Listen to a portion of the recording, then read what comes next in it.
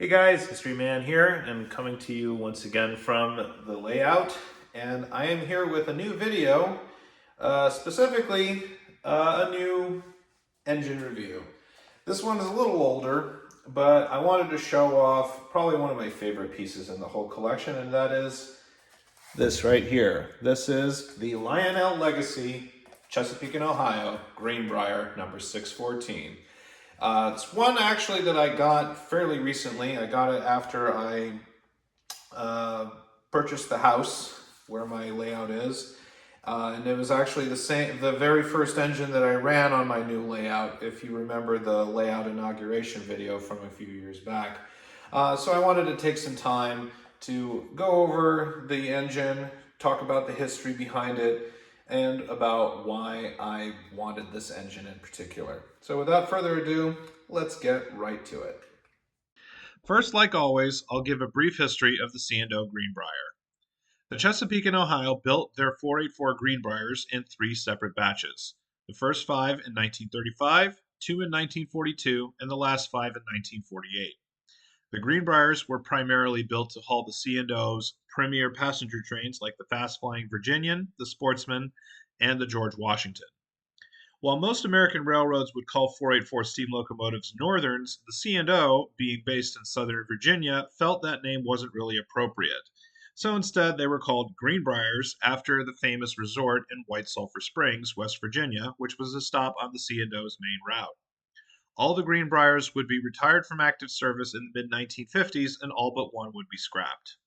The one survivor is, of course, number 614.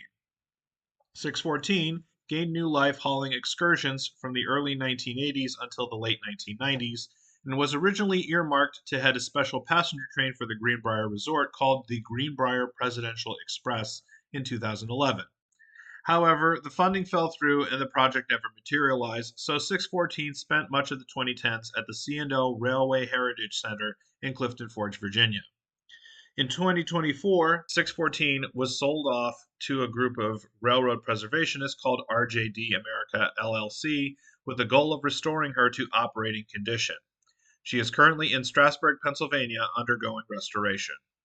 Lionel offered the Greenbrier in their 2022 Volume 2 catalog in 6 different road names and numbers, and were shipped out in July and August of 2023. The model is not actually made by Lionel, but is instead former MTH tooling modified to fit their legacy systems. Now, why did I get the Greenbrier? In short, this was always the engine that got away. I remember actually seeing the MTH version of the Greenbrier offered in one of their catalogs back in the late 90s, and I was just blown away by the unique look and design of the locomotives, particularly the placement of the headlight. However, me being a kid in the 90s, I didn't understand how money worked and just how expensive this engine was, so it passed me by. The second time MTH offered it in the late 2010s, I didn't have a layout I could run it on, so I had to take a pass on that iteration too. When I finally bought my house in West Virginia in January 2023, I made a determination to bring the Greenbrier to my collection, especially because the area that I live in is former C&O country. It also helps that I've been to the Greenbrier Resort in White Sulphur Springs, which is a fantastic place to visit with lots of history behind it. Finally, after so many years of wishing and hoping, I am so happy to finally have the Greenbrier in my collection. Welcome home, 614. Now we get to the fun part. I'm going to fire up the engine, show off her features, and let her run around the layout. Enjoy. Trailer on brake line. Let's get an application for continuity test. Good application. Okay to release. Trailer on brake line. We have good set, good release, good continuity on timetable train number 1. Over. That's a Roger. Good set, good release, good continuity on timetable train number 1. Out. Just like with the other engines that have legacy, I'm going to run through all the features on this one. Starting off, this has 5 different whistles that you can choose from to customize your experience. I'll go through them now. Here's the first.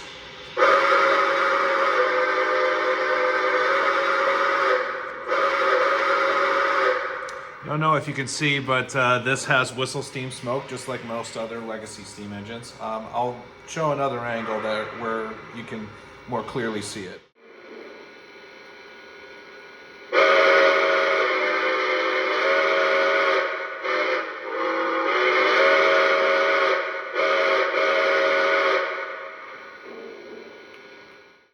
That's whistle number 1. Here's whistle number 2.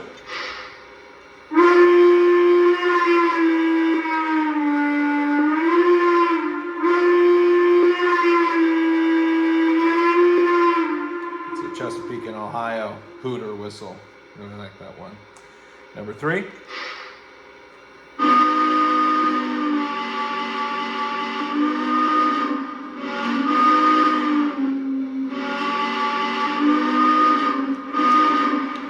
That's Southern Pacific Daylight. Really like that one. Now number 4.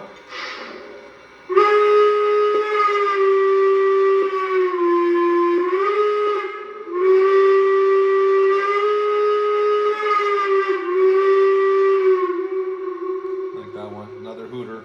And then number 5.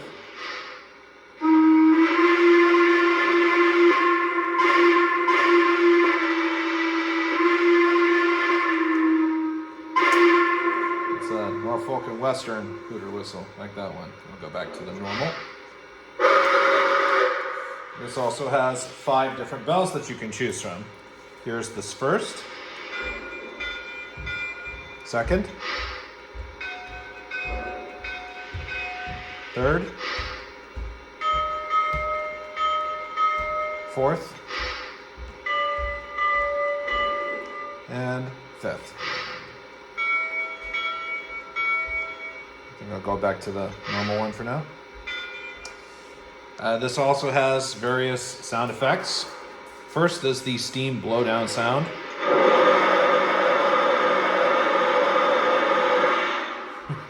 Like that one. Here's water being added to the tender.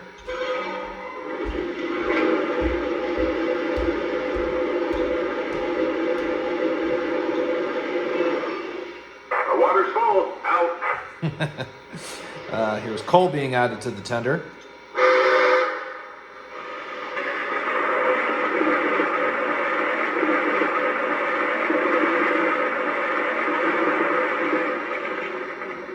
The coal's full. Out. And of course, the ever popular crew talk. Dispatcher, air is made. Brake test complete. Are we clear to pull? Over. Hold your position. Out. Gonna be here a while. Timetable has us holding here for number 9. She's running about 20 minutes late. Safeties are lifted. Ease off the coal till we get a signal. Dispatcher, am I cleared to the outbound? Over. You're cleared outbound. Dispatcher out. Well, you heard the dispatcher. We're clear. Let's get on out of here.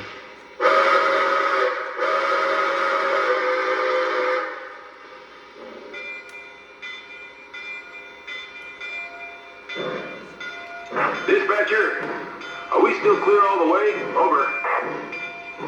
Yep. All clear ahead. Dispatcher out.